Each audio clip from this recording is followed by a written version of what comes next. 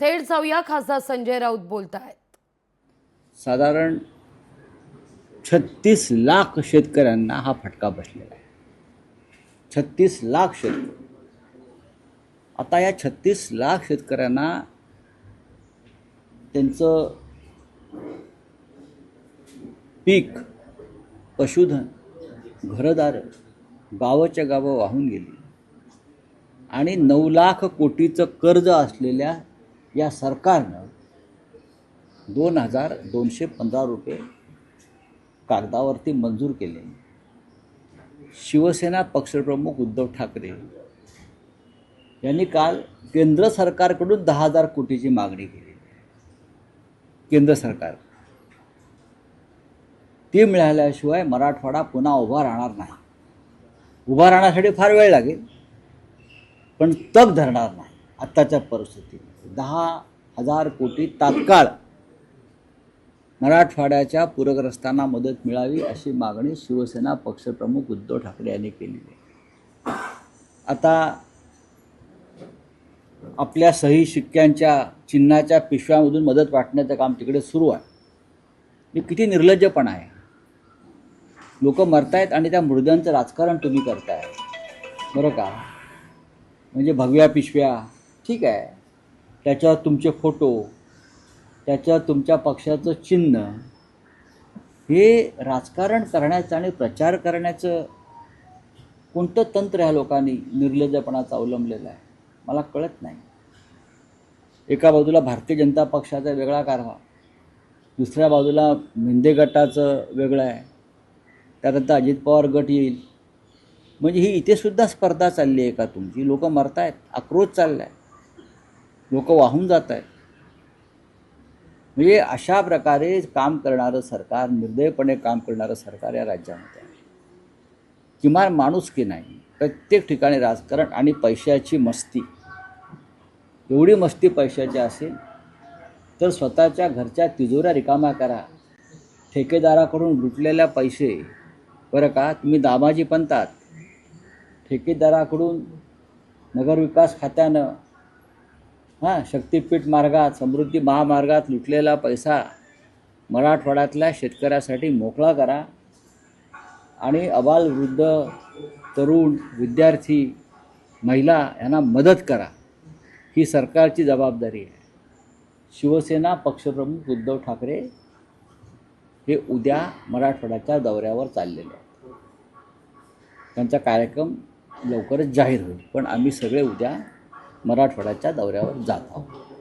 राहुल साहेब, एक असं आहे की ते 2215 कोटी गेले आहेत ते आताच्या नवीन दुष्काळासाठी नाही येते, त्याच्या मागचे जर एक नुकसान सरकारकडे कोणत्याही प्रकारचं नियोजन नाही आहे.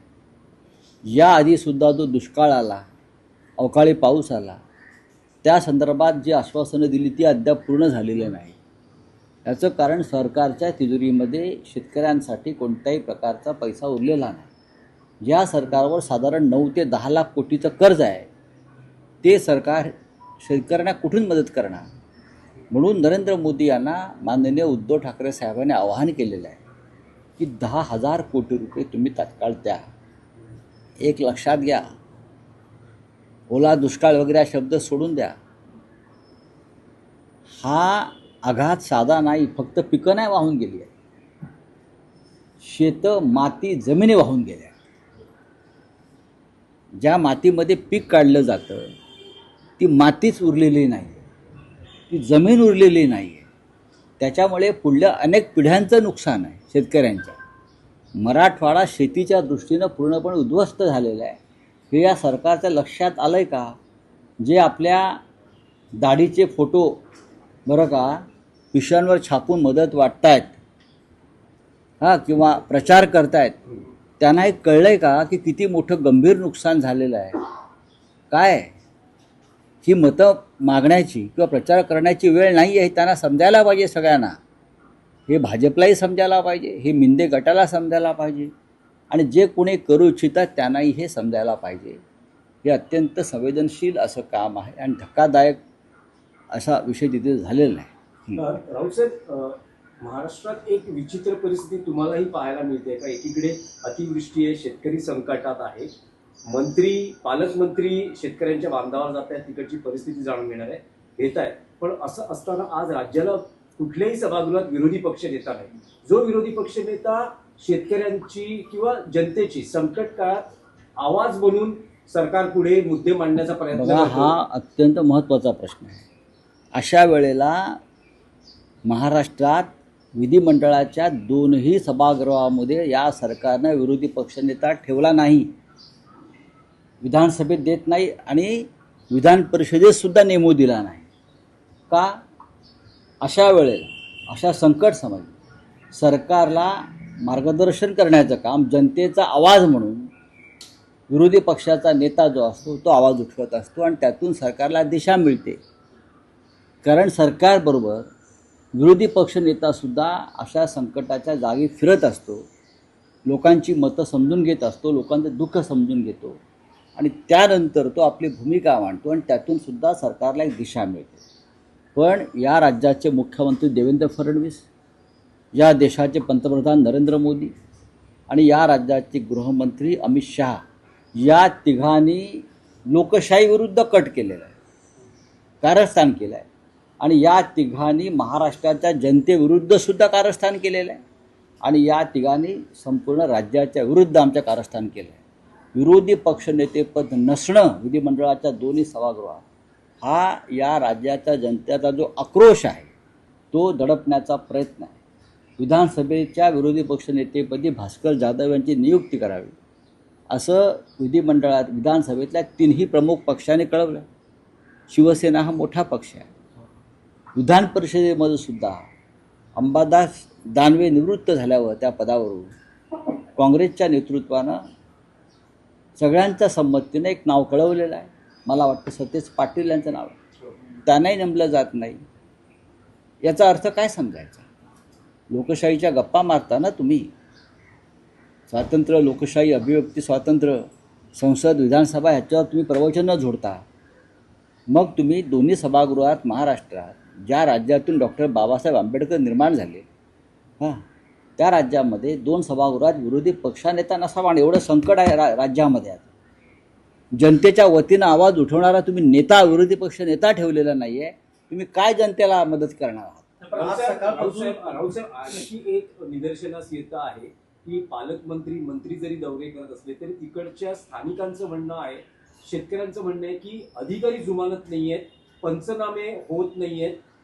ते अनेक वेळा विनंती करतात. पालकमंत्री म्हणतात की एकही गुंठा पंचनाम्याशिवाय आम्ही राहू देणार नाही. पण आक्रोश बघायला मिळाला सकाळपासून. संताप आहे सरकारी अधिकाऱ्यांविरोधात आहे की जे मला जबाबदार कोण आहे? अधिकारी म्हणजेच अधिकारीच सरकार चालवत आहेत. कारण जे 3 पक्षाचं सरकार चाललेलं आहे त्यांची आपापसात साठमारी सुरू आहे. अधिकाऱ्यांच्या हातामध्ये राज्याचे सूत्र गेल्यावर दुसरं काय होणार?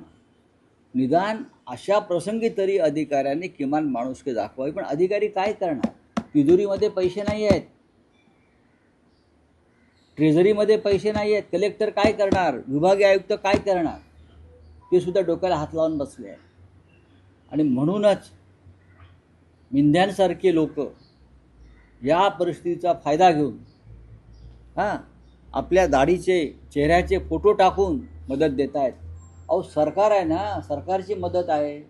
महाराष्ट्र सरकार म्हणा, तुमच्याकडे किंवा फडणवीसांच्या लोकांकडे इतका प्रचंड पैसा वाहत चालला आहे का पुरासारखा की तुम्ही तुमचे फोटो टाकून मदत देताय?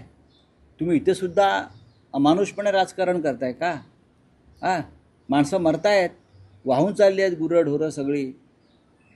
पण अतिवृष्टीची सर परिस्थिती येण्यापूर्वी जो काही आपत्ती व्यवस्थापनाचा जो निधी होता तोही दिला जात नाही. अनेक अधिकाऱ्यांच्या आपत्ती व्यवस्थापनाचे जे मंत्री आहेत ते गिरीश महाजन आहेत. मध्यंतरी या विषयावरती मी एक प्रकरण ठेवली होती. त्यांच्या आपत्ती व्यवस्थापन पुनर्वसनाच्या फाईलवर वजन ठेवल्याशिवाय ती फाईलच पुढे जात नाही. कसलं आपत्ती व्यवस्थापन करताय तुम्ही? त्याच निधीमध्ये भ्रष्टाचार आहे, हे मी मागे वारंवार सांगितलेलं आहे.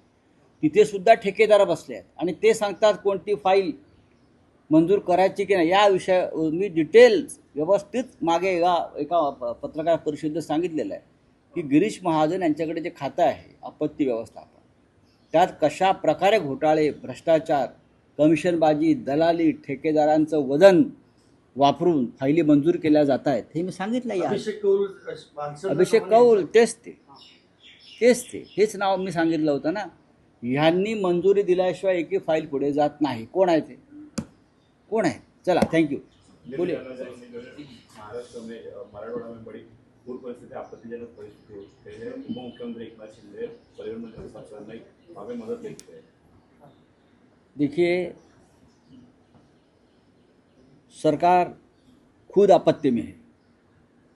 पूरा मराठवाड़ा रीजन जो है, जहाँ 11 डिस्ट्रिक्ट है, 11 ज़िले हैं, भारी तबाही हो रही है, हो गई है. लगभग 70 लाख एकड़ जमीन, खेती पूरी तरह से बह गई है, ढस गई है.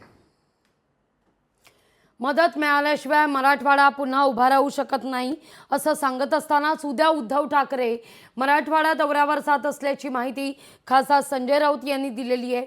इतरही महत्त्वाच्या घडामोडी पण छोट्याशा ब्रेक नंतर. लोकशाही मराठी ऐका, पहा, जागरूक रहा.